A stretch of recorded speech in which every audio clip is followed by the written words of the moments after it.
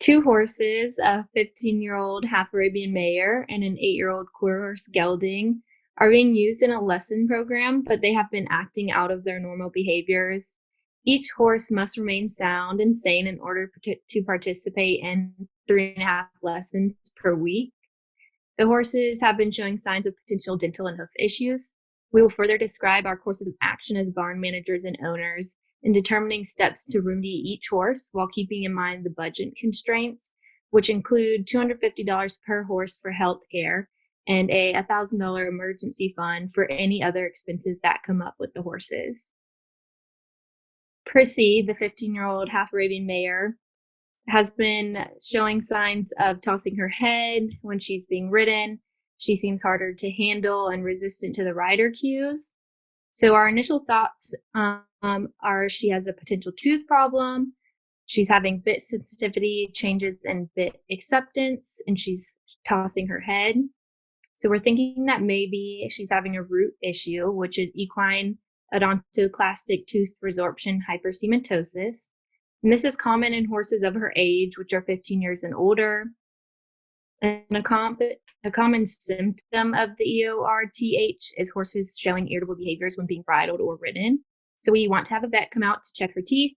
And we want to also check her eating habits, see if she's eating her feed normally, if she's dropping her food or having any other symptoms of a teeth problem.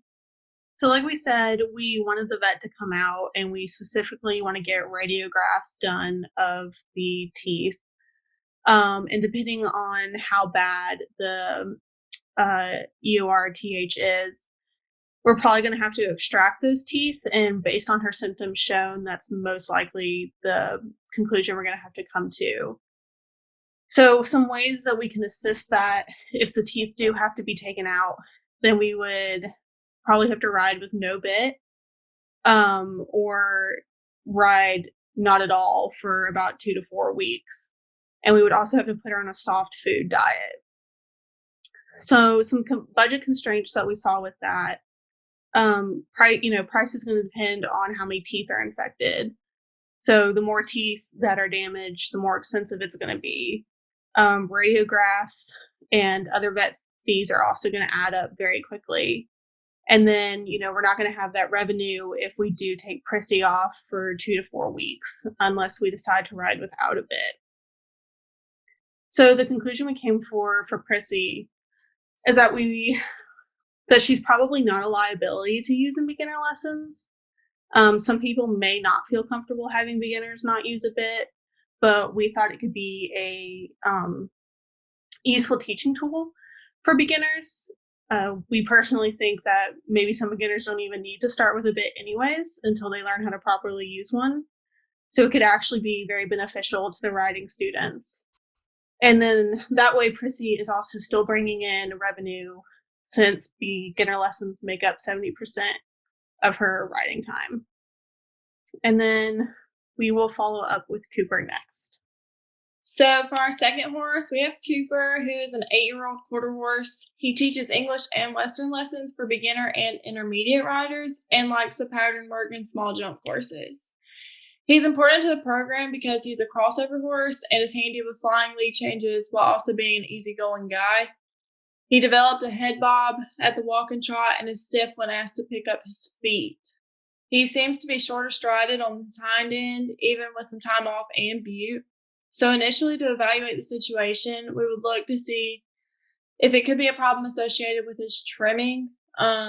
We would need to make sure his hoof angles are correct, look to see if he has the correct amount of toe, and see if there are any cracks anywhere. Next, we would need to feel the hoof and see if there's any abnormal heat or to see if there's any swelling with the coronary band. After that, we would evaluate the bottom of his foot to see if there's any foul smells, separation of the heels, visible issues with the white line, or abnormal bruising. If there is a foul smell, the separation of the heel bulbs, he could be suffering from thrush. In this case, the topical like Thrush Buster or Durasol can help in drying and killing the bacteria that is associated. Moving the horse to a drier environment would also be beneficial in preventing reinfestation. If the horse is continuously in wet conditions, it can develop canker and would also need a topical medication and veterinary assistance. If it seems there's a different issue, the horse could be evaluated for bruising of the foot and abnormal growth.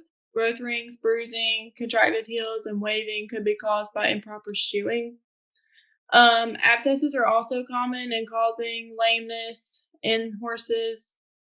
These are caused from bacteria being trapped inside the hoof from dirty nails, cracks, punctures, etc. Oftentimes, the hoof will show signs of bruising, swelling, heat, and lameness. These can either pop on their own or can pop with the assistance of a vet or farrier. Epsom salt and sugar iodine soaks are common in relieving pain associated with these abscesses. If none of these are possible outcomes, a closer look to the inside of the foot would probably be necessary. White line disease is separation of the hoof wall and lamina from an infection in the lamina. Laminitis is inflammation of the sensitive lamina and can cause a horse to founder. X-rays are often required in order to develop a plan to correct or alleviate pain associated with the bone placement when this occurs. Corrective shoeing and booting may also be necessary in this situation. Navicular disease is also common and causing lameness in horses, as well as ring bone. Evaluation from an educated farrier is always a good idea, and the use of hoof testers can also aid in figuring out which part of the hoof is sore. So at this point with Cooper, the only way to really know what's wrong with him is to have a farrier come out, because obviously it's going to be something wrong with his hoof. So your base price, no matter what's wrong with him, is going to end up being around $40 for the farrier to come out and take a look at him. Now a way to reduce that cost on just him is probably maybe when the farrier comes out, they're not just coming out to check his hooves, but also to shoe or to check your other horse's hooves, to kind of spread out the cost and make it not so much on him, just him. So at this point, depending on what it is, it's going to depend on how much it costs accounting for your budget. Best case scenario, I would say it ends up being an abscess, in which case, so the cheaper route would probably be to just soak his hoof in Epsom salt. So hopefully farrier has identified which hoof is the problem. If not, hopefully not multiple hooves. But soak the hoof in Epsom salt, which is about $10. The only problem is it's going to take longer to let it soak and then for it finally drain and then for him to heal. Once the abscess is drained, it takes about 7 to 10 days to heal fully. So maybe to speed that process up would have be a vet come out and drain it themselves, and then so that way your draining process and healing process starts sooner. But having the vet come out is also going to cost you around $55 for the vet just to come out. But again, another way to spread that cost is maybe the vet's not coming out just to drain his hoof. Maybe the vet's coming out to do shots as well, and again to spread that cost out and not just be all on him. So with the worst case scenario would be maybe he has thrush, which it still isn't too terrible, depending on how far along it is. In that case, you would just have to treat with antiseptic, that and keep him in dry areas. And so antiseptic's probably around $30. And it takes about 7 to 14 days between for treatment and for it to fully heal. So really, he's only going to be missing work and be missing lessons for about a week, maybe a little over a week to 2 weeks. It's really not terrible. And I think he could make up what he's lost if he added a little extra. He's young, he's resilient, so if I add just a couple extra lessons to his load, and he can make that up. As far as keeping within the budget, for him, the $250 per horse, I think it's manageable. It's a little hard because horses already require so much health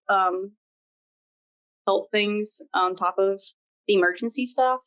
But I think it's possible with him. But that's given that it's not the worst case scenario. So overall, with both of these horses, I think that staying within the budget is very plausible if it's not the worst case scenario with each horse. But again, there's a possibility. If it does end up being the worst case scenario, even for just one of them, you might need to pull a little bit from the emergency fund. Hopefully not too much. I don't think it'd be necessary. And again, just being smart about how, if you have a vet come out or you have a farrier come out, and being smart about how you use them while they're out at your barn. and utilizing them for multiple courses. So just the one that's needing to be looked at. Given that, obviously things can happen. Weird things and emergency things can happen with the horses. I think Cooper definitely would be worth investing in if it ends up being a little more tricky as far as like it being thrush or something else more serious than that, because he's going to end up giving back more revenue because he's going to last a little longer. Hopefully, since he's young, he'll be a little more resilient as well. With Prissy, I think that she's still younger, and so I definitely think that if she's doing a decent amount of lessons, and if she's going to be out, I think with the EORTH, she would be out max a month, which is still a long time.